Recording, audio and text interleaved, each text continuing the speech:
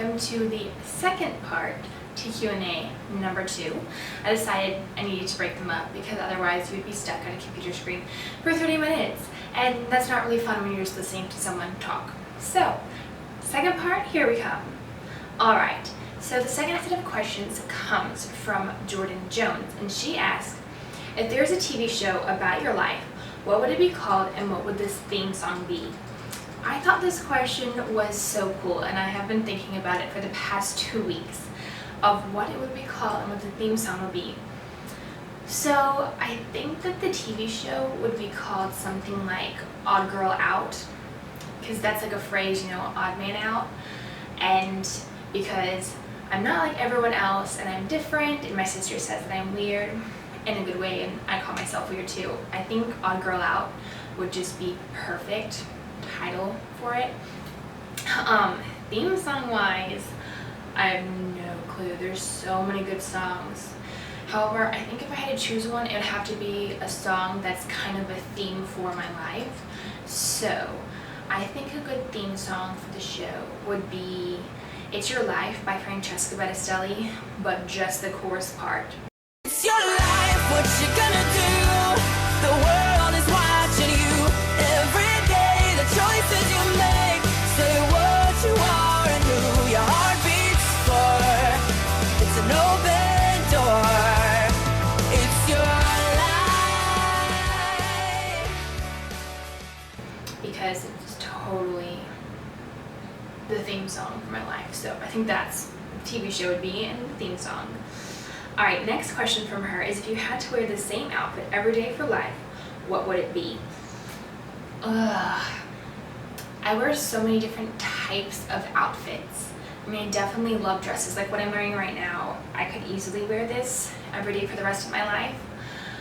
However, I feel like if I actually had to choose one outfit, it really wouldn't be that elegant or ladylike. I'd probably choose a pair of high-waisted, thrifted Levi pants, like jeans that are like rolled up to capri pants, a pair of sneakers, like a baseball shirt where the sleeves are a different color, or just a really cute cotton graphic tee or something, and a belt. That's probably the outfit I would choose to wear for the rest of my life if I could only choose one, because it's just really comfy. So yeah, I think that's what I would have to choose, which is really crazy because I never really wear that on the blog. Alright, her last question. Actually, that's it. So, on to the next set of questions by Cambrai Pearls. Well, it's Virginia, that's what her blog name is.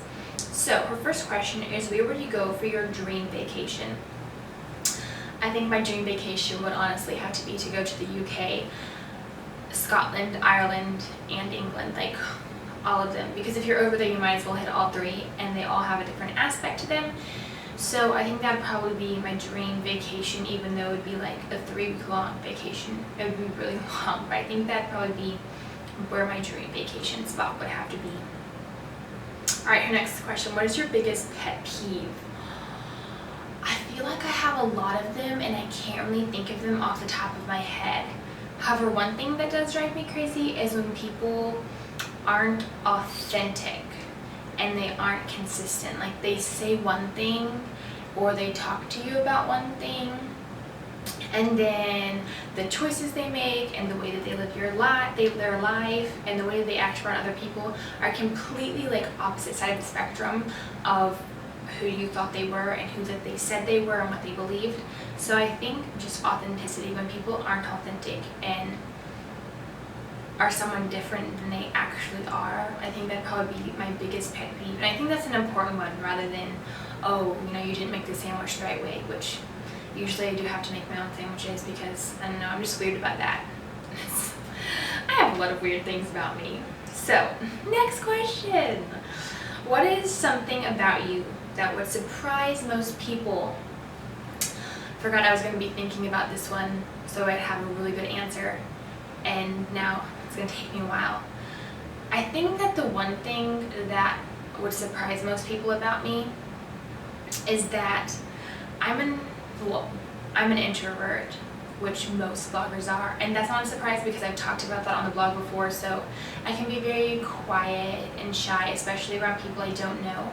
But I think the really crazy thing about me is that I absolutely love public speaking, which is really weird because I'm someone who doesn't like talking to new people or meeting new people or being like in big crowds of people.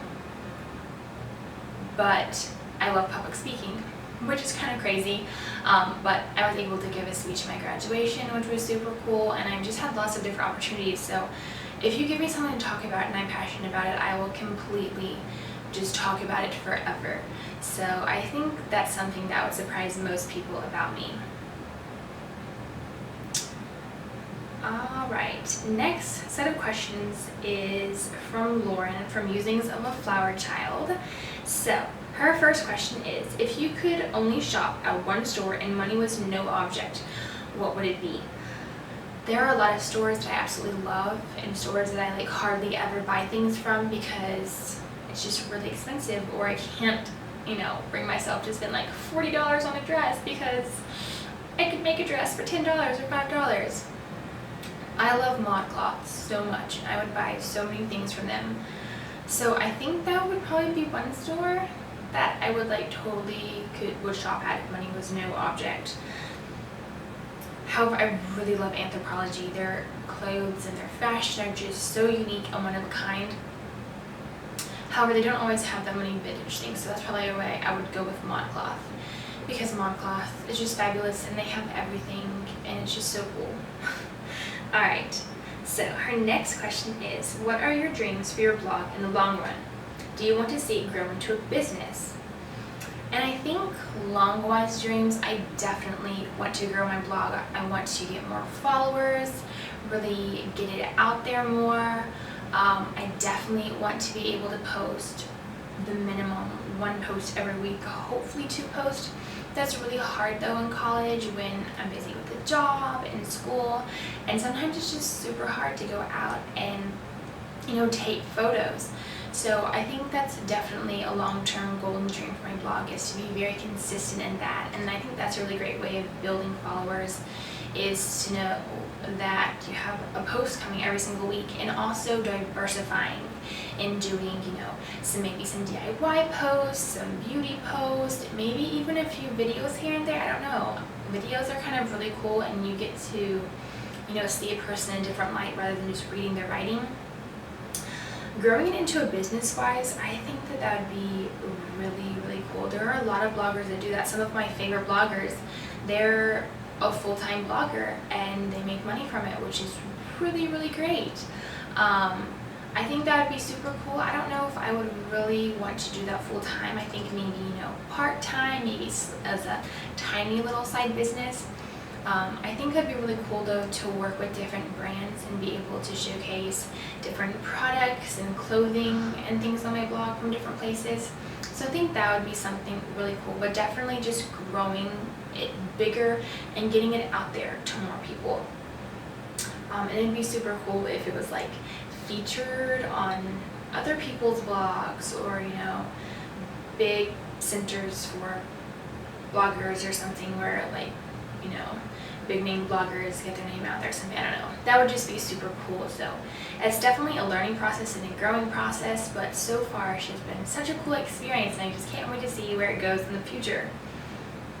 Alright, your next question. So this is kind of a follow-up to the other question. So if you didn't want to turn your blog into a business, what career option are you looking into?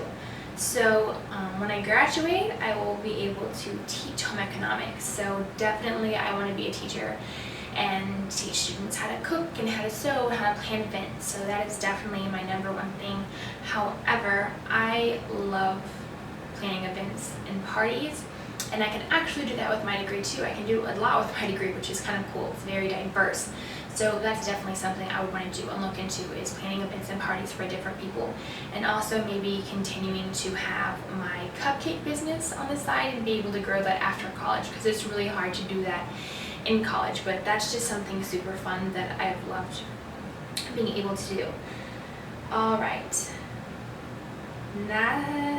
Last question from her, and last question of the Q&A. What is the last book you read, and did you like it?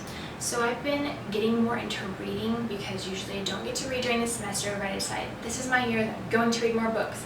So the last book that I actually finished, because I'm working on another book right now, I'm currently reading Me Before You by Jojo Moyes, and I really love the book so far, even though I've only read the first chapter.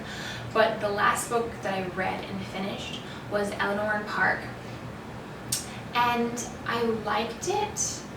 I think it wasn't completely what I was expecting, and it was such a different type of book than what I'm used to reading, and it just dealt with a lot of different types of topics and things that went on in the book that usually don't come across in other books. So it was good. I wouldn't necessarily recommend it to a lot of people unless they tended to read books that are more of that style, just because it wasn't my favorite book and there are some things in there that I didn't completely like, and it was kind of like a happy sad book. Like you didn't know how to feel at the end, like you were really sad but then you were like kind of happy, and it was kind of like really heartbreaking and dramatic and like kept you like down in the dumps for a while. So like if I gave it a rating from like 1 to 10 stars, I'd probably give it like a 5 or a 6. So yeah, it was good, but it definitely was not my favorite book. So that is actually all the questions of the Q&A. So that was the Q&A number 2, part B.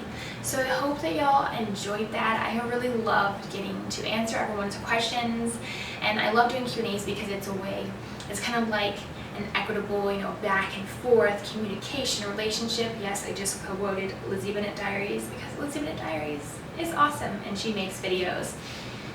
But yeah, I hope that y'all enjoyed this and maybe got to know me a little bit better. I definitely try to do a Q&A once a year, so keep the lookout for that next year, and maybe some new videos will be coming up in the future. We'll see if I can delve into that.